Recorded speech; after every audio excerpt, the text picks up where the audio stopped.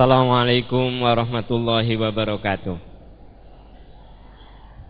Bismillahirrahmanirrahim. Alhamdulillahirabbil alamin. La ilaha illallah wahdahu la syarikalah. Lahul mulku wa lahul hamdu wa huwa ala kulli syai'in qadir. Asyhadu an la ilaha illallah wa asyhadu anna Muhammadan abduhu wa rasuluh. Alhamdulillah, dengan izin Allah pada siang ini kita dipertemukan. Semoga Allah menjadikan pertemuan ini amal saleh bagi kita semua. Ibu, bapak, sahabat-sahabat sekalian, manusia itu makhluk yang terikat oleh waktu. Andai karpet-karpet ini bisa jadi saksi dan dia bisa bicara, boleh jadi ada orang yang pernah duduk di karpet ini sekarang sudah almarhum. Ya nggak, Pak? Boleh jadi nih karpet yang ibu, yang bapak-bapak duduki, pernah ada yang duduk di sini, sekarang sudah almarhum. Di sini saya lihat ada yang nyender, boleh jadi ada yang nyender, pernah yang nyender itu sekarang sudah almarhum. Itu yang nyender langsung takut begini. Jadi maksud saya, manusia itu makhluk yang terikat waktu. Nah, ngomong-ngomong manusia itu terikat waktu, ya. Manusia itu dalam mengarungi hidup terbagi pada 4 kualitas. Berapa, Bu? 4. 1, manusia yang paling buruk. Bagaimana manusia yang paling buruk? Su'ul bidayah wa su'ul khotimah. Awal hidupnya buruk sampai mati buruk. Itu seburuk-buruk manusia. Semoga Allah melindungi kita dari hal itu. Jadi manusia yang paling buruk itu su'ul bidayah wa su'ul khotimah. Awal hidupnya buruk, tengahnya buruk, ujungnya buruk. Itu syarrun nas, seburuk-buruk manusia. Yang kedua, manusia yang paling rugi. Siapa manusia yang paling rugi? Mereka yang husnul bidayah, awal hidupnya bagus, wasu'ul khotimah, tapi ujungnya buruk. Ada yang awalnya ketika remaja soleh, baik. Nah, begitu usia 40, mulai mapan, sholat mulai ditinggalkan, puasa ditinggalkan, jauh dari agama. Ketika meninggal, dia benar-benar jauh dari agama. Itu manusia yang paling rugi. Semoga Allah melindungi kita dari hal itu. Jadi yang pertama, manusia yang paling buruk gimana, Bu? Awal hidupnya buruk, ujungnya. Manusia yang paling rugi, awal hidupnya baik, tapi ujungnya. Yang ketiga, manusia yang paling baik. Manusia yang paling baik adalah husnul bidayah wa husnul khotimah. Awal hidupnya bagus, ujungnya bagus. Itu manusia yang paling bagus. Khairun nas, sebaik-baik manusia itu husnul bidayah. Awal hidupnya bagus, tengahnya bagus, endingnya, ujungnya bagus. Semoga kita semua termasuk kelompok seperti itu. Nah, itu sebaik-baik manusia. Yang keempat, manusia paling beruntung. Manusia yang paling beruntung itu apa? Su'ul bidayah. Awal hidupnya buruk. Buruk. Dari remaja udah buruk kelakuannya, bikin orang capek, orang tuanya merasa berat lihat anak itu. Ternyata di usia 30 sudah mulai ada perubahan. 35 makin soleh. 40 benar-benar soleh. Wafat. Ini manusia beruntung. Awal hidupnya buruk, tapi ujungnya baik. Jadi saudara-saudara sekalian, saya dan kita semua tinggal milih. Life is a choice. Hidup itu pilihan. Bagaimana pilihannya? Bisa menjadi manusia paling buruk, awal hidup buruk, ujung buruk. Bisa menjadi manusia paling rugi, awal hidup baik tapi ujungnya buruk. bisa menjadi manusia terbaik. Awal hidupnya baik, ujungnya baik. Atau menjadi manusia beruntung, awal hidupnya buruk, tapi ujungnya baik. Pilih, terserah kita. Life is a choice. Hidup itu pilihan. Cara bapak ibu duduk aja pilihan. Ada yang begitu datang, langsung di depan. Ada yang begitu datang, cari mana yang bisa kita kira-kira. Kalau Jumatan pak, ada yang cepat ke masjid itu datang di paling depan. Ada yang juga cepat ke masjid itu takut tiang yang paling kesayangan itu keburu diisi orang. Jadi hidup itu pilihan. Nah, kita semua punya 4 pilihan. Saudara-saudaraku sekalian, dari 4 quality tadi, ahli surga hanya 2. Menjadi manusia terbaik atau menjadi manusia beruntung. Itu ahli surga. Kalau kita lihat sirah nabawiyah. Nabi pernah menyebut 10 orang yang disinyalir, diperkirakan, diramalkan bakal masuk surga. Itu yang suka disebut dengan al-ashrah al-mubasysyaruna bil jannah. 10 sahabat yang disinyalir akan masuk surga. Dari 10 sahabat itu hanya ada dari 2 kelompok. Sahabat yang kategorinya manusia terbaik seperti Abu Bakar, Ali bin Abi Thalib radhiyallahu anhuma. Beliau adalah manusia terbaik. Awal hidupnya baik sampai wafat baik. Abu Bakar itu, Bapak Ibu, sebelum Nabi jadi Nabi, sebelum Rasulullah diangkat jadi utusan, itu sudah jadi sahabatnya Nabi. Karena Abu Bakar ini hidup di masyarakat yang suka mabuk, beliau nggak pernah mabuk. Hidup di masyarakat yang suka judi, beliau nggak pernah judi. Hidup di masyarakat yang gaulnya bebas, beliau membatasi diri. Rasulullah juga begitu. Makanya Abu Bakar dan Nabi Muhammad ini udah sobat, udah sahabat ketika mereka masih remaja. Sampai ketika Rasulullah diangkat jadi utusan, Abu Bakar ini betul-betul menjadi yang paling dekat dengan Nabi. Bahkan ketika Rasulullah sakit, beliau meminta Abu Bakar untuk menggantikannya sebagai imam sholat. Jadi Abu Bakar itu tipe yang awal hidupnya baik sampai ujung baik. Ali bin Abi Thalib sama begitu. Dari mulai remaja udah lurus sampai wafat lurus. Jadi ahli surga itu ada tipe yang awal hidupnya bagus, ujungnya bagus. Dan yang kedua ada ahli surga yang tipe beruntung. Awal hidupnya buruk, ujungnya bagus. Itu yang terjadi pada Umar bin Khattab. Umar bin Khattab itu awal hidupnya buruk, tapi kemudian beliau mendapat hidayah dari Allah, ujungnya bagus. Nah, saudara-saudaraku sekalian, saya dan Anda semua hanya 2 pilihan. 1, bagaimana kita menjadi manusia terbaik. Yang kedua, bagaimana kita menjadi manusia beruntung, gitu. Nah, ngomong-ngomong tentang kualitas manusia, kita ini ternyata makhluk yang mengalami tahapan dalam kehidupannya. Pertama, kita berada di alam rahim. Berapa lama Pak kita di alam rahim?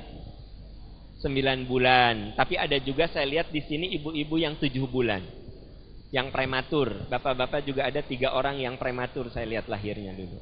Ya, kelihatan. Tapi intinya manusia itu hidup berapa? 9. Pak, siapa yang paling berjasa dalam kehidupan rahim? Ibu kita. Beliau yang paling berjasa. Makanya di Quran disebut tentang ibu itu detil. Lihat dalam surah Luqman, wa wassaynal insana biwalidayhi hamalathu ummuhu wahnan ala wahnin wa fisaluhu fi amaini anishkurli wali walidayka ilayyal masir. Kami wajibkan kepada anak untuk berbuat baik kepada kedua orang tuanya. Ibunya telah hamil dalam keadaan lemah bertambah lemah, ibunya pernah menyusuinya. Bapak, tolong perhatikan. Ibu, tolong perhatikan. Bapak disebut tidak? Bapak disebut tidak? Hah? Apa Bu? Kami wajibkan kepada anak untuk berbuat baik kepada kedua orang tuanya. ibunya telah hamil dalam keadaan lemah bertambah lemah, ibunya pernah menyusuinya, bapak disebut enggak? Tidak. Bapak disebut enggak?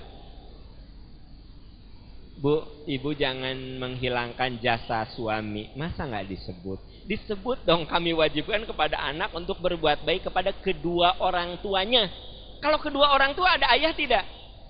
Tolong ibu hargai kebaikan laki-laki. Ibu kan nggak mungkin hamil. Ya. Jadi artinya di ayat itu bapak disebut tidak? Disebut, tapi tidak eksplisit, tidak terang-terangan. Disebut secara umum. Kami wasiatkan kepada anak untuk berbuat baik kepada kedua orang tuanya. Kedua orang tua kan ayah ibu. Hanya kalau ibu disebutkan penderitaannya, hamil, menyusui. Makanya bapak ada pekerjaan yang tidak akan pernah bisa bapak lakukan, hamil dan menyusui. Tahu aderai pak? Aderai itu tinggi gede, tapi dia nggak bisa ngasih asi, kecuali dot ditempelin ke sini, begitu. Maksud saya apa? Sehebat-hebatnya bapak, Anda nggak bisa hamil dan tidak bisa menyusui. Selemah-lemahnya ibu, Anda bisa hamil dan menyusui. Makanya yang paling berjasa dalam hidup kita ketika di alam rahim adalah ibu.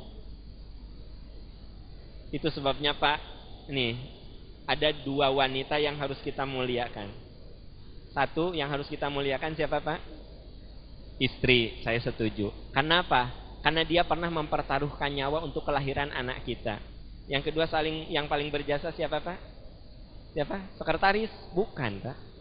Ibu, karena dia pernah mempertaruhkan nyawanya untuk kelahiran diri kita. Jadi dua wanita yang harus kita muliakan. Satu, muliakan ibu karena dia mempertaruhkan nyawa untuk kelahiran kita. Yang kedua, muliakan istri kita karena dia pernah mempertaruhkan nyawanya untuk kelahiran anak-anak kita. Ini saya lagi bicara tentang kehidupan rahim, yang paling berjasa adalah ibu. Kehidupan rahim itu. Nah, itu sebabnya jasa ibu itu nggak akan bisa dibalas oleh apapun juga. Pernah Nabi bertemu dengan seorang anak muda yang memakai kain ihram. Kain ihramnya itu tidak ditutupkan begini, tapi dibuka. Kenapa dibuka? Karena ternyata pundak anak muda itu penuh luka. Nabi bertanya, kenapa pundakmu ini? Anak muda tadi menjawab, ya Rasulullah, pundak saya penuh luka karena saya selalu menggendong ibu saya. Jadi zaman dulu kan belum ada kursi roda. Ibunya udah uzur, udah tua, udah gak kuat jalan, kemana-mana digendong sama anaknya. Sampai pundaknya itu luka, lecet. Lalu anak muda itu bertanya, ya Rasulullah, bila saya melakukan hal ini kepada ibu saya, apakah saya termasuk anak berbakti? Anak muda itu dipeluk oleh Nabi. Apa kata Nabi? Sungguh kamu telah berbakti kepada ibumu, dan pasti Allah ridho kepadamu. Tapi ingatlah, cinta ibumu tidak akan pernah bisa kamu balas. Dengar Bapak Ibu, apa kata Rasul? Sungguh kau telah berbakti kepada ibumu, dan pasti Allah ridho kepadamu. Tapi ingat, cinta ibumu tidak akan pernah bisa kamu balas. Sehebat-hebatnya kita semua membalas kebaikan ibu kita, tidak akan bisa dibalas kebaikan beliau. Makanya saya lagi cerita, yang paling berjasa dalam kehidupan rahim adalah ibu. Ya, rahim. Lahirlah kita ke dunia. Sekarang kita di alam apa? Alam dunia. Sebelumnya kita di alam apa? Alam rahim. Kenapa disebut dunia? Dunia itu diambil dari kata dana, artinya dekat. Dunia itu artinya sesuatu yang sebentar. Sebentar, sesaat. Bapak, misalnya saya makan makanan tertentu, sebut saja saya makan goreng ikan. Nikmat. Nikmatnya seberapa lama? Dari dikunyah sampai ke sini. Dari dikunyah sampai ke sini. Sebentar. Dunia. Terus dunia itu punya sifat, punya ciri. Bagaimana ciri dunia? Satu, dunia itu indah ketika belum ada di genggaman. Dunia itu suka kelihatan indah ketika belum ada di genggaman kita. Perlu contoh Pak? Istri Bapak. Dulu kan belum kita miliki, asa indah banget gitu. Ya, Bu, suami ibu waktu belum nikah kayak keren. Dengar suara motornya juga, hah, si Mas datang. Suara motornya aja, bret, pet, pet, pet, pet. Hah, mama, emas datang. Langsung, ya, disebut namanya aja deg-degan, ya. Ya, Bambang, deg, deg, deg, deg, deg. Kenapa? Karena belum ibu miliki. Begitu udah nikah, udah ibu miliki, biasa-biasa aja. Dengar motornya datang tuh cuma gini ke anak tuh. Siapa yang datang, Nak? Papa. Oh, papa. Kok jam segini udah balik sih? Kok jam segini udah balik sih? Kalau dulu, mas, seneng. Jadi dunia itu indah ketika belum ada di genggaman. Ketika sudah ada di tangan kita, biasa-biasa saja. Itu dunia loh. Bu, saya lihat HP Bapak tuh bagus banget. Saya belum punya uang. Saya lihat, lucu, HP-nya keren banget gitu. Karena saya belum punya. Begitu saya punya uang, saya punya HP itu, sebulan 2 bulan apa? Biasa-biasa saja. Itu dunia. Ya. Saya pengen motor. Lihat motor itu tuh keren banget, bagus banget. Begitu saya punya motor, ya. Motor yang saya cita-citakan, apa? Tiap pagi dielap, dicuci. Itu sebulan begitu. 2 bulan udah mulai enggak, 3 bulan ya udahlah, asal jalan aja. Nah, maaf, dunia itu kayak begitu, indah ketika belum kita miliki. Ketika sudah kita miliki, biasa-biasa saja. Itu dunia. Yang kedua apa? Dunia itu kata Nabi, laukana bli Adam wadiyani min dahabin. Kalau manusia itu punya 2 lembah emas, pasti dia ingin memiliki yang ketiga. Jadi sifat dunia itu apa? Dunia itu tidak pernah membuat kita kenyang. Nggak akan pernah kenyang. Jadi yang pertama, dunia itu indah ketika belum kita miliki. Setelah kita miliki, biasa-biasa saja. Yang kedua apa? Dunia itu tidak akan pernah membuat kita kenyang. Nggak akan. Coba, kalau udah punya motor 1, pengen punya motor 2. Kalau udah punya mobil 1, kayak pengen punya mobil yang kedua. Kalau udah punya rumah 1, ingin rumah yang kedua. Nah, rumah tentu harus ada yang ngisi kan, gitu. Makanya Bu, jangan marah kalau ada bapak-bapak yang sudah punya istri 1, pengen istri kedua, gitu. Iya, nggak apa-apa, asal adil, nggak apa-apa. Saya walaupun istri saya 1, gitu. Klarifikasi yang tadi ya. Nah, jadi yang saya katakan di sini apa? Ternyata manusia mah tidak pernah kenyang. Ada orang yang ikut pilkada, padahal udah usia 70 tahun. Dia ikut pilkada. Kata kita, ya Allah, usia 70 tahun kok ikut pilkada. Masih pengen jadi bupati, masih pengen jadi gubernur. Jangan ngomong gitu.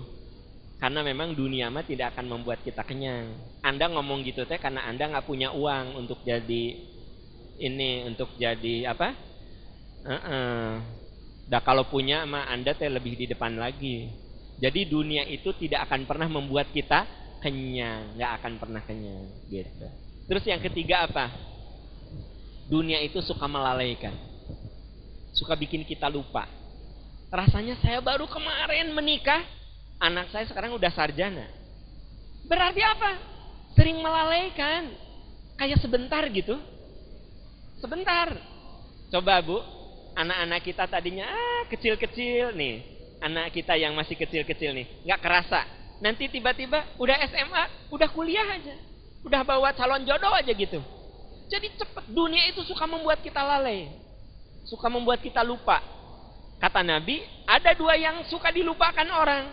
Nikmatani magbunun fiha katsirun minan nas. Ada 2 macam nikmat yang suka dilupakan orang. As-sihhat wal faragh. Sehat dan umur. Nah, jadi seringkali manusia itu terlena. Jadi saudara-saudara sekalian, mula-mula kita di alam rahim, masuk ke alam dunia. Nah, dunia ini punya sifat, punya ciri. 1, dunia itu tidak pernah mengenyangkan. Dunia itu indah ketika belum ada di genggaman. Dunia itu suka membuat kita lupa diri. Yang keempat apa? Dunia itu tidak abadi, temporer, sementara. Kulit Bapak, Ibu, mulusnya hanya sampai usia 25. Ibu asal tahu saja ya Bu ya, ibu-ibu.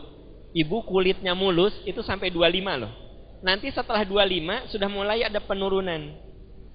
Jadi ketika usia 23, semut aja dia nggak kuat jalan di pipi Anda karena saking mulusnya. Wah, Semutnya jatuh lagi, jalan, jatuh lagi, saking mulus. Tapi nanti di usia 50, semut itu jalan santai aja. Kata semutnya, alhamdulillah banyak tangganya sekarang. Karena kan sudah banyak lipatan-lipatannya. Jadi apa? Dunia itu tidak pernah abadi. Dunia itu sementara. Finally, ujungnya kita akan pulang. Dan kita semua selalu didekati yang namanya malakul maut. Dan kematian itu selalu punya 3 misteri. Misteri kematian. 1, misteri sebab. Kita nggak tahu sebabnya apa. Pak Bu, coba perhatikan saudara-saudara yang sudah wafat. Kita nggak tahu sebabnya apa. Ada yang karena kecelakaan, ada yang karena sakit, macam-macam. Ini misteri sebab. Yang kedua, misteri waktu. Kita nggak tahu kapan. Bisa Bapak Ibu duluan meninggal itu, saya belakangan. Atau saya belakangan, Ibu Bapak duluan. Itu pun bisa saja terjadi. Jadi kematian itu misterius sebabnya. Yang kedua misterius waktunya. Bisa Bapak Ibu duluan, saya belakangan. Atau saya belakangan, Ibu Bapak duluan. Itu bisa saja terjadi. Karena Allah itu maha kuasa. Yang ketiga apa? Misteri tempat. Kita nggak tahu di mana kita akan mati. Yang saya ceritakan ini ada dijelaskan di surat Luqman ayat 34. Wala tadri nafsum bi ayyi ardin tamut. Orang tidak akan tahu di daerah mana dia akan mati. Bapak Ibu lahir di Sidoarjo, boleh jadi meninggal itu di Surabaya. Orang lahir di Surabaya, boleh jadi meninggal itu di Aceh. Orang lahir di Bandung, bisa saja meninggal itu di Sidoarjo. Saya lahir besar di Bandung, bisa saja meninggal itu di Makkah atau Madinah, saudara-saudara. Jadi yang namanya manusia itu, dunia itu ada ujungnya. Pasti nanti akan berakhir dengan kematian. Dan kematian itu mengandung 3 misteri. Misteri sebab, apalagi? Misteri waktu, apalagi? Misteri tempat. Nah terus kalau kita meninggal, apa yang dibawa? Pakaian termewah kita kain kafan. Saya tahu baju ibu-ibu banyak sekali. Tapi nanti kalau meninggal, pakaian termewah kita kain kafan. Parfum termahal kita, kalau orang Sunda bilang kamper. Kapur barus, di sini apa? Di sini apa? Kapur barus. Padahal parfum sehari-hari dia pakainya Hugo Boss, Calvin Klein, Estee Lauder, Igner, Bulgari gitu. Apa Bu? Menihafal? Bukan menihafal. Emang saya pakai itu. Ya. Jadi apa? Hari-hari itu orang pakai parfumnya yang berkelas. Ketika meninggal, apa? Kamper, gini-gini. Terus apa lagi? Kendaraan termewah kita keranda. Kalau di Bandung namanya keranda. Di sini apa? Keranda. Dan kerandanya juga bekas orang lain, karena nggak ada yang punya keranda pribadi, itu nggak ada yang ya Pak Aam itu di rumah kok ada keranda, iya pribadi, ini pribadi, nggak ada. Kerandanya bekas orang lain. Kebayang nggak kalau kita meninggal, pakaian termewah kita kain kafan, parfum termahal kita kamper atau kapur barus, kendaraan termewah kita keranda, apalagi penghargaan dari orang hidup, karangan bunga yang tidak bisa dinikmati oleh almarhum. Ibu bapak, Anda lihat ada orang yang meninggal karangan bunganya banyak gitu ya. Nah si almarhumnya nggak bisa lihat. Kalau saya meninggal ya mungkinlah dari beberapa menteri mah ada lah, insya Allah ya. Jadi kalau saya meninggal mungkin dari beberapa menteri, mungkin dari Pak Jokowi dan Pak JK juga ada karangan bunga itu ya. Duka cita gitu. Ya dari rektor tempat saya mengajar, kemungkinan dari Nurul Hayat juga ada. Kemungkinan, ya kan gitu. Tapi walaupun di depan rumah saya ngederet karangan bunga, dengar, kalau saya meninggal, saya tidak bisa lihat karangan bunga itu. Tidak bisa. Jadi penghargaannya hanya dilihat oleh orang hidup. Orang yang meninggalnya nggak bisa lihat. Terus apalagi? Lahan terluas kita 2x1. 2x1. Bapak Ibu punya tanah hektar-hektar, 2x1 kuburannya. 2x1 Pak. Nggak mungkin misalnya saya punya tanah berhektar-hektar, lalu kata Anda itu luar biasa ya, Pak Aam itu kuburannya luas banget, tahu nggak? Sehektar dia. Gelutuk sana, gelutuk sini, gelutuk sana, gelutuk sini. Bu, gitu-gitu? Enggak. Jadi yang ingin saya katakan apa? Ternyata kalau kita mati, pakaian termewah kita kain kafan, parfum termahal kita kapur barus, kendaraan terindah kita keranda, penghargaan dari orang hidup karangan bunga yang tidak bisa kita lihat, dan tanah terluas kita 2x1. Apalagi kalau di Jakarta nih Pak Bu, di Jakarta itu kan kuburan udah susah. Kalau di Sidoarjo masih banyak ya. Ya alhamdulillah, jadi kuburan tuh lah gampang gitu, kalau nguburin ibu teh gampang banget. Tapi kalau di mana? Di Jakarta itu kalau orang meninggal susah cari kuburan. Caranya bagaimana? Caranya adalah kuburan yang lama digali. Jadi ada orang yang suaminya itu meninggal tahun 2000. Ya. Selamat datang, silakan. Jadi meninggal tahun 2000, ya. Tahun 2000. Tahun 2015 istrinya meninggal. Jadi kuburannya digali tuh. Kuburan siapa, Bu?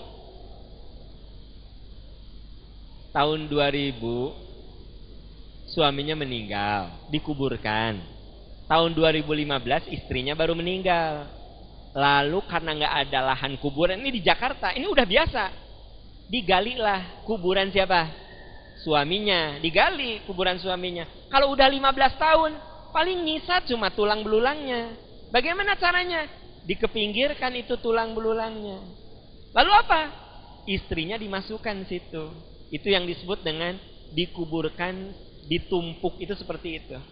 Dalam ajaran Islam boleh seperti itu, tidak apa-apa. Dikuburkan. Setelah diuruk, suaminya ngomong ini, mama datang. Pasti banyak masalah. Ayah udah tenang 15 tahun di alam barzah. Mama datang, pasti banyak persoalan yang harus dibahas. Ya.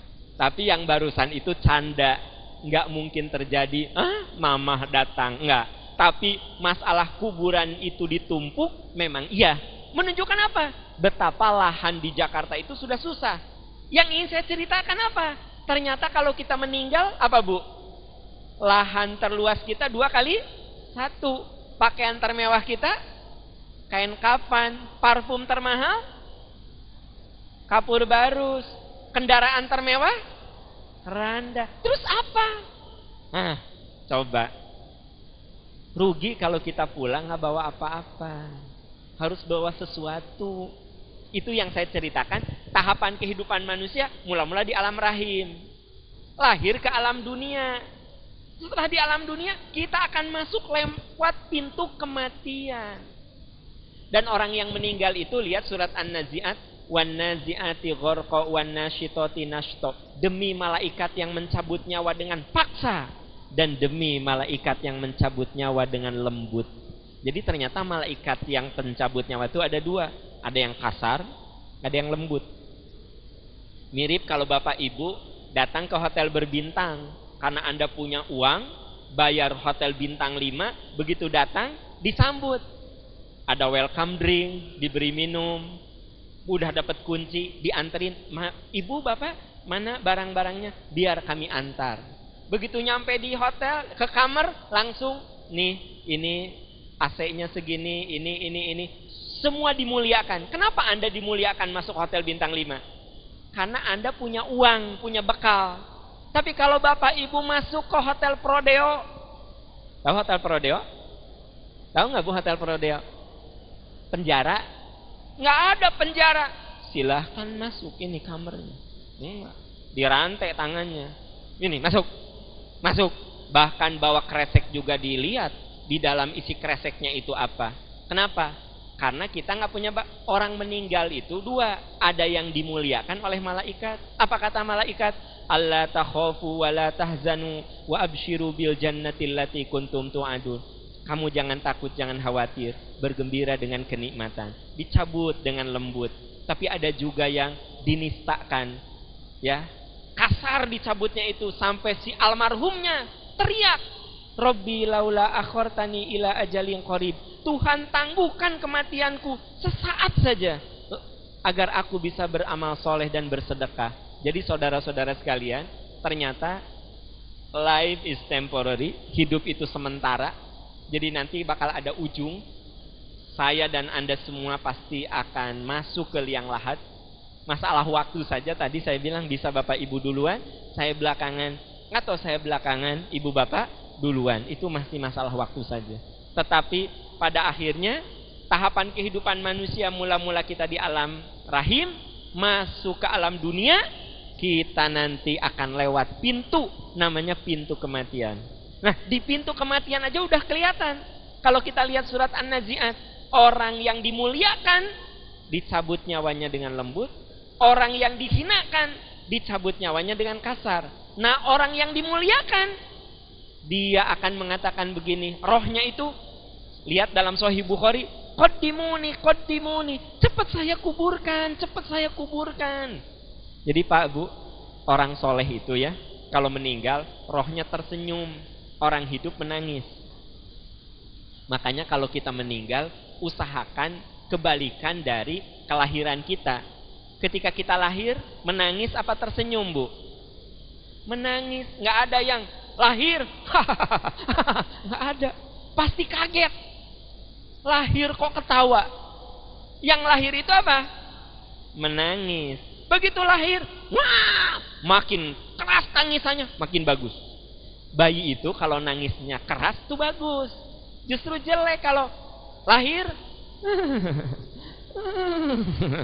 Ibu jangan gini, ya Allah kamu mah baik banget nak, nggak ribut ya, salah itu tuh. Jadi bayi yang sehat itu kalau lahir nangisnya kenceng, wow, oh sampai merah. Apa yang terjadi? Berarti jantungnya bagus. Kalau jantungnya bagus, sirkulasi darah ke otak bagus. Nah, makanya kalau bayi yang hebat itu begitu lahir, wah, nangisnya keras. Tapi kalau lahir, itu tuh pasti bermasalah. Jantungnya bermasalah, nanti daya pikirnya bermasalah karena oksigen ke otaknya kurang. Makanya anak yang lahirnya kencang nangisnya cenderung pinter. Kan oksigennya bagus ke otak. Tapi nah itu cenderung susah ngerti, cepet lupa. Nah, jadi kalau ngapalin Al-Quran tuh lama sekali. Waduha 8 bulan gitu. Selalu mentok di idza saja.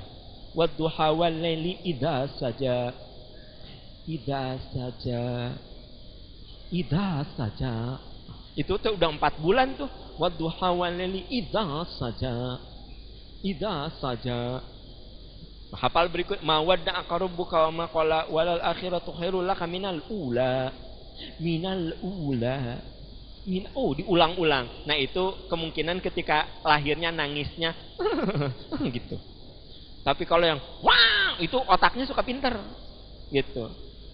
Jadi kalau kita meninggal nanti kebalikannya. Oh ya, begitu lahir kita nangis, orang sekitar kita tersenyum tidak? Tersenyum. Begitu anak kita lahir nangis, ayahnya tersenyum, ibunya tersenyum, kakek neneknya tersenyum. Nah, kalau kita meninggal, gimana? Biar kitanya yang tersenyum, orang-orang hidup menangisi kita. Jadi katanya orang soleh itu, kalau meninggal, orang hidup tuh menangisi. Si almarhumnya tersenyum. Kenapa tersenyum? Tadi, kalau kita lihat surat An-Nazi'at, wan nazi'ati gharqa wan nasyitati nashta, dicabut nyawanya saja lembut, dia tersenyum. Apalagi diberi apa? Diberi harapan. Diberi ucapan selamat. Allah takhafu wa la tahzanu. Jangan takut, jangan khawatir. Bergembira kamu dengan kenikmatan. Makanya dalam Sahih Bukhari dikatakan rohnya akan tersenyum sambil mengatakan qaddimuni, qaddimuni. Segera aku kuburkan, segera aku kuburkan. Sementara orang yang tidak berbekal, ya, tidak berbekal, tidak punya bekal apa-apa, begitu meninggal, dia akan mengatakan, ya waila aina yadhabuna biha. Aduh celaka, saya ini mau dibawa kemana sih? Jadi ketika dibawa ke kuburan, dia akan mengatakan, aduh celaka, saya ini mau dibawa kemana sih? Kalau orang soleh akan mengatakan, kok dimuni, cepet dong saya kuburkan, cepet. Begitu dikuburkan, diuruk dengan tanah, datang malaikat. Apa kata malaikat? Nam solihan hatta yab'atsakallahu yaumal qiyamah. Tidur yang tenang, istirahat yang tenang, sampai Tuhan membangkitkan. Bapak Ibu, kalau dengan tidur nggak akan terasa lama. Coba bapak-bapak Jumatan tidur, ujuk-ujuk komat aja, gitu. Ya, tiba-tiba komat aja, iya kan? Allahu Akbar, Allahu Akbar, kan gitu nih. Bapak-bapak kalau Jumatan kan ada yang, wah, Anda tuh gini aja.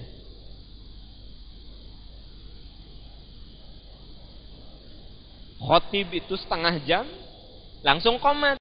Allahu Akbar, asyhadu alla langsung. Terus ngomong sama temennya, bentar banget khutbahnya. Padahal si ustadz itu udah ceramah setengah jam, terasa sebentar. Kenapa? Karena bobo. Ya, memang kalau di pengajian juga kalau nikmat, tidur yang paling nikmat itu di majelis taklim. Ya. Dan orang yang tidur di majelis taklim itu macam-macam. Ada yang santun, sopan. Yang sopan tuh begini. Mula-mula pegang catatan. Itu sopan. Yang nggak sopan yang nyender. Biasanya. Nah, tapi intinya kalau tidur itu serasa sebentar. Orang yang di alam kubur, apa kata malaikat? Nam solihan, tidur yang tenang. Hatta yab'atsakallahu yaumal qiyamah, sampai kamu dibangkitkan di hari kiamat. Jadi orang soleh itu meninggal benar-benar totally tidur, istirahat. Beribu-ribu, berjuta-juta tahun sampai nanti dibangkitkan. Ketika dibangkitkan, mereka akan mengatakan, kok aku baru tidur beberapa menit. Tapi orang yang tidak berbekal diri, dia akan merasakan mimpi-mimpi yang mengerikan, dan dia di alam kuburnya tidak pernah tidur, berjaga terus sampai hari dibangkitkan. Nah, itu gambaran setelah kita melewati pintu. Nah, sekarang kita belum melewati pintu itu. Belum kan? Iya, belum.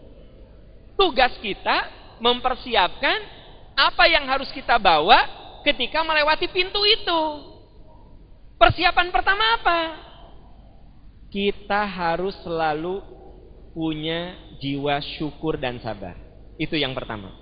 Jadi bekal supaya kita bisa melewati pintu dengan indah, pertama miliki jiwa syukur dan sabar. Ya. Jadi saya ingin ulangi lagi, tegaskan bukan ulangi. Saya ingin tegaskan, kita mula-mula di alam rahim, masuk ke alam dunia. Lalu dari alam dunia masuk ke pintu kematian. Setelah lewat pintu kematian, kita ada di alam barzah. Nah, pintu kematian dan alam barzah belum kita alami. Tapi kita harus punya persiapan untuk itu. Karena cepat atau lambat, kita akan merasakannya. Bagaimana persiapan yang pertama? Harus yakin, life is never flat. Hidup itu tidak datar. Karena hidup itu tidak datar, maka kita harus punya jiwa syukur dan sabar. Ini dijelaskan di surat Al-Anbiya ayat 53. Kullu nafsin dha'iqatul maut.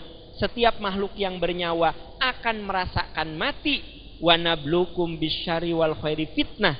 Dan kami akan mengujimu dengan kebaikan dan keburukan sebagai suatu ujian. Wa ilaina turja'un, dan pada akhirnya kamu akan kembali kepadaku. Surat apa? Al-Anbiya ayat 53. Kullu nafsin dha'iqatul maut. Setiap manusia akan merasakan mati, dan kami akan mengujimu dengan kebaikan dan keburukan, dan pada akhirnya kamu akan kembali kepadaku. Berarti ada kata-kata kami akan mengujimu dengan kebaikan dan keburukan. Hidup kita ketika sukses diuji dengan kebaikan, syukur. Begitu diuji dengan penderitaan, sabar. Gitu. Terus sabar itu harus saling menguatkan. Kalau sabar itu harus saling menguatkan. Isbiru sobiru robitu. Ada orang yang curhat sama saya, Pak Am, saya rumah tangga 5 tahun berantem aja. Tugas saya apa? Menguatkan. Anda sabar. Rumah tangga itu ibadah. Orang berumah tangga itu seperti naik kapal laut. Ada saat begitu bergerak, ombaknya besar. Nah, Anda itu tipe rumah tangga yang baru awal pernikahan itu ombak udah gede. Coba kamu sabar. Nanti di tengah ombak reda sampai ujung reda. Kan saya harus menguatkan. Jangan gini, Pak Aam, saya rumah tangga udah 5 tahun, kerjaan berantem aja. Apa kata saya? Ganti. Kalau menurut saya sih ganti. Nah, kalau diganti itu kan kita lebih fresh ya. Diganti itu kan mobil juga kalau sering mogok ganti sama yang lebih bagus ya. Kalau menurut aku sih ganti.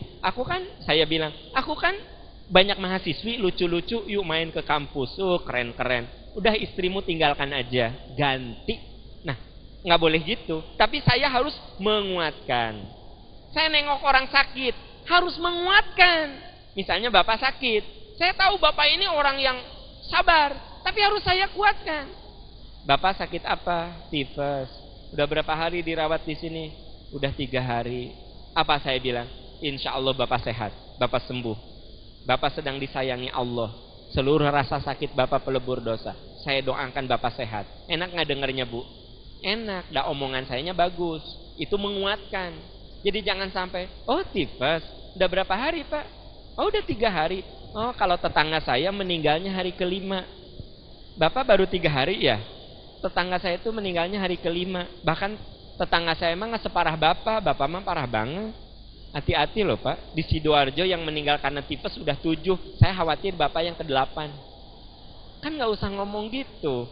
Ya, kenapa? Karena harus saling menguatkan. Isbiru, sobiru, robitu. Sabar, kuatkan kesabaranmu. Waspada, jangan putus asa. Jadi supaya hidup itu penuh makna, supaya nanti kita melewati pintu itu dengan indah, miliki jiwa syukur dan sabar. Karena apa? Hidup itu kalau nggak diuji dengan kebaikan, diuji dengan penderitaan. Kalau nggak diuji dengan kekayaan, diuji dengan kemiskinan. Kalau nggak diuji dengan sehat, diuji dengan sakit. Itulah hidup. Ngomong-ngomong syukur dan sabar, saya punya sedikit cerita. Ada seorang suami punya istri cantik banget. Istrinya ini oleh juri kecantikan diberi nilai 9,7. Berapa nilainya istrinya, Bu? 9,7. Bapak-bapak, kalau bapak punya istri nilainya 9,7, kira-kira secantik siapa? Nggak, saya ingin tahu selera bapak. Siapa Pak? Luna Maya. Luna Maya itu 8,2. Bunga Citra Lestari 8,1. Aura Kasih, Syahrini, Arsanti masing-masing 8. Yang 8,5 itu Dian Sastrowardoyo. Dan yang 8,6 itu Raisa. Gitu. Bukan takut ibu bapak nggak hafal angka-angkanya, saya tahu. Angka kan gimana gaul lah gitu ya. Gimana gaul. Jadi istrinya itu berapa nilainya Pak? 9,7. Raisa aja cuma 8,6, coba bayangkan. Ini 9,7. Sementara suaminya Bu oleh juri ketampanan diberi nilai 2,3. Emang parah, emang parah. Nah kan gitu. Tapi kan kalau jodoh itu kayak gitu. Jodoh itu kadang-kadang nggak nyambung. Suaminya cakep, istrinya jelek. Kadang-kadang istrinya cantik, suaminya lebih cakep lagi. Kadang istrinya cantik, suaminya jelek. Emang jodoh itu susah dicerna. Unreasonable, unpredictable. Nggak bisa dicerna. Jadi istrinya berapa tadi Bu? Suaminya berapa Pak? 2,3. Suatu saat suaminya ini pulang kantor. Yang 2,3 itu nilainya. Yang butut itu, yang jelek itu. Suatu saat pulang kantor. Begitu pulang kantor, suaminya nangis. Dia peluk istrinya. Kata istrinya, Mas, ada apa? Kok pulang kantor nangis? Kata suaminya, ingat enggak? Tadi pagi aku minta kamu datang ke kantor karena ada acara halal bihalal. Istri karyawan itu diundang, tapi kan kamu nggak bisa datang, kata suaminya. Kata istrinya, jadi yang bikin kamu nangis kan aku nggak bisa hadir. Kata suaminya, bukan begitu. Tadi istri teman-temanku hadir semua. Begitu aku lihat satu persatu, ternyata nggak ada yang secantik kamu. Jadi yang bikin aku nangis, aku baru sadar aku punya istri secantik kamu. Aku bersyukur pada Allah punya istri secantik kamu. Andai kamu hadir di ruangan itu, kamu adalah makhluk Tuhan yang paling seksi. Ibu mendengar jawaban. Jadi si suaminya nangis, kenapa Bu? Bersyukur punya istri yang cantik. Setelah itu Bu apa? Istrinya terharu, nangis. Kata istrinya, Mas, kalau Mas bersyukur punya istri yang cantik, ketahuilah aku bersabar punya suami seperti Mas. Jadi aja dua-duanya nangis. Yang satu nangis syukur, yang satu nangis sabar. Nah, jadi kalau hidup itu ingin penuh makna, jalani hidup dengan syukur dan sabar. Yang kedua, jalani hidup dengan amal terbaik, amal soleh terbaik. Lihat dalam surat Al-Mulk, alladzi khalaqal mauta wal hayata liyabluwakum ayyukum ahsanu amala. Yang menciptakan kehidupan dan kematian, siapa di antara kamu yang paling bagus amalnya? Bapak Ibu tolong diingat, tugas kita itu melakukan yang terbaik, bukan berhasil. Berhasil itu wilayah Allah, wilayah kita itu beramal. Kita punya anak, didik, pasti soleh nggak Bu? Pak, kita punya anak, didik dengan segala kesungguhan, pasti soleh nggak? Mungkin nggak gagal? Mungkin nggak soleh? Mungkin. Jangan jauh-jauh. Nabi Nuh itu punya anak, namanya siapa? Kan'an. Oleh Nabi Nuh itu anaknya dididik tidak? Dididik dengan segala kesungguhan. Istrinya Nabi Nuh siapa, Bu? Kan Nabi Nuh soleh. Istrinya Nabi Nuh siapa? Bu Nuh. Siapa? Bu Nuh. Nabi Nuh soleh. Ibu Nuh nggak soleh. Ibu Nuh tuh nggak soleh. Saya juga lupa namanya, udah Bu Nuh aja lah. Anaknya nggak. Padahal Nabi Nuh membimbing dan mendidik istrinya tidak? Mendidik, tapi nggak berhasil. Jadi boro-boro kita level Nabi saja seperti itu. Berarti tugas kita bukan berhasil. Tugas kita apa? Ikhtiar. Itu tugas kita. Ikhtiar. Saya suka bilang sama mahasiswa saya, tugas kalian bukan dapat nilai A. Tugas kalian tuh belajar. Belajar. Ternyata nilainya C, nggak masalah, saya bilang. Mungkin itu bawaan lahir. Makanya mahasiswa saya kalau dapat C bilang gini, maaf Pak, ini bawaan lahir. Oh iya. Kamu SD berapa tahun? 9 tahun Pak. Oh pantas. Kalau saya Pak waktu SD selalu sesuai rankingnya, selalu sesuai jumlah murid. Emang kenapa? Iya, ranking 30, murid 30, saya ranking 30. Murid 20, saya ranking 20. Saya pernah masuk 10 besar, muridnya 10 orang. Pantesan dia itu belajar sungguh-sungguh, nilainya C, nggak masalah. Makanya tugas kita itu bukan berhasil, tugas kita itu ikhtiar. Tapi ikhtiarnya kudu yang benar, yang sungguh-sungguh. Nah, jadi supaya hidup kita penuh makna, pertama, yakin life is never flat, hidup itu tidak datar. Kita harus punya jiwa syukur dan sabar. Yakin life is a process, hidup itu proses. Tugas kita melewati proses dengan ahsanu amala, amal yang terbaik. Yang ketiga apa? Life is a choice, hidup itu pilihan. Hidup itu pilihan. Lihat dalam surat Al-Mulk ayat 23. Qul huwallazi ansha'akum wa ja'ala lakumus sam'a wal absara wal afidah qalilam ma tashkurun. Allah berikan pendengaran, penglihatan, diserahkan kepada kita. Kita mau syukur atau tidak. Hidup itu pilihan, Pak. Saya tadi katakan, Bapak Ibu masuk ke sini, duduk di mana, itu pilihan. Hidup itu pilihan. Dan nanti pilihan kita itu akan jadi sejarah. Akan jadi sejarah apakah bagus atau buruk. Itu pilihan kita. Ya.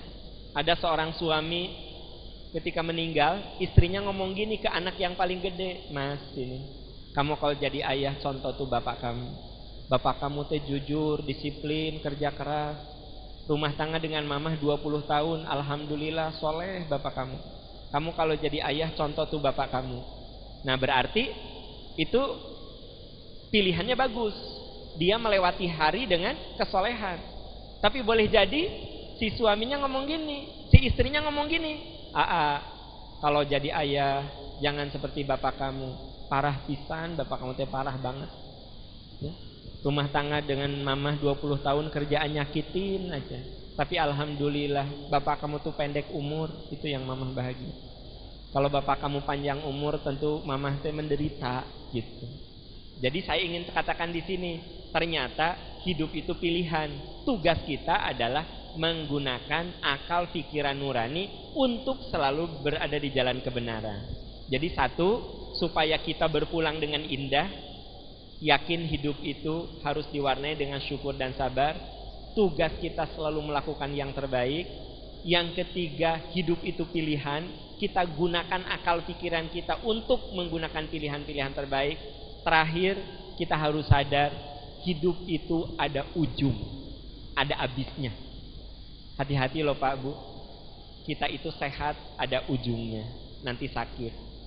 Umur ada ujungnya. Jangan jauh-jauh. Motor Bapak isi dengan bensin full, pakai terus, habis. Jadi sebenarnya apa sih yang abadi? Nggak ada. Yang membuat abadi kita itu adalah amal soleh yang kita lakukan. Nah oleh sebab itu kita kembali kepada pembahasan utama tadi. Pilihan kita itu hanya dua. Kalau nggak menjadi manusia terbaik, menjadi manusia yang manusia terbaik bagaimana? Husnul bidayah wa husnul khotimah. Awal hidupnya bagus, ujungnya bagus. Kalau kita tidak bisa seideal ini, paling tidak kita ini su'ul bidayah wa husnul khotimah. Boleh jadi awal hidup kita buruk, tapi usahakan ujung kita itu baik. Nah untuk mencapai itu, poin-poin tadi sudah dijelaskan. Lewati hidup dengan syukur dan sabar, lewati hidup dengan kesungguh-sungguhan, gunakan pilihan-pilihan terbaik kita, dan yakin hidup itu ada ujungnya. Dan kita harus berusaha menjadi orang yang tersenyum saat kita berpulang kepada Allah. Dan semoga kita termasuk orang yang, apa kata malaikat, tidur yang tenang sampai Tuhan membangkitkanmu di hari kebangkitan. Bapak Ibu, itu saja yang bisa saya sampaikan. Mohon maaf kalau ada canda-canda saya yang meluluh lantahkan kehormatan. Kalau ada kalimat-kalimat yang menjatuhkan martabat, saya minta maaf. Demikian. Dan kepada para pengurus, pada Bapak Direktur dan Kepala Cabang di sini ya.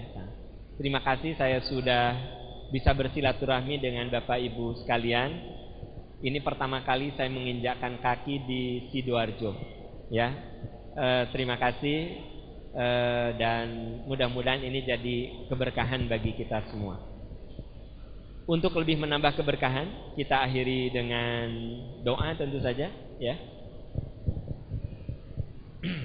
Allahumma inni as'aluka bi anni asyhadu annaka antallah la ilaha illa antal ahadus samadul ladzi lam yalid wa lam yulad wa lam yakul lahu kufuwan ahad.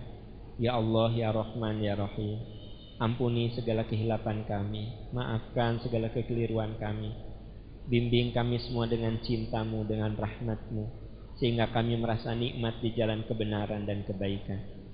Ya Allah, ya Rahman, ya Rahim, ampuni segala kesalahan kedua orang tua kami, muliakan kedua orang tua kami di sisi-Mu, masukkan kedua orang tua kami dalam surga-Mu, naungi kedua orang tua kami dengan cinta dan rahmat-Mu, sebagaimana mereka tidak pernah lelah untuk menyayangi kami. Ya Allah, ya Rahman, ya Rahim, karuniakan kepada kami anak-anak yang soleh, anak-anak yang sehat, anak-anak yang cerdas, anak-anak yang bisa menghadapi tantangan zaman. Jadikan ya Allah anak-anak dan keturunan kami menjadi cahaya kubur setelah kami berpulang kepadamu.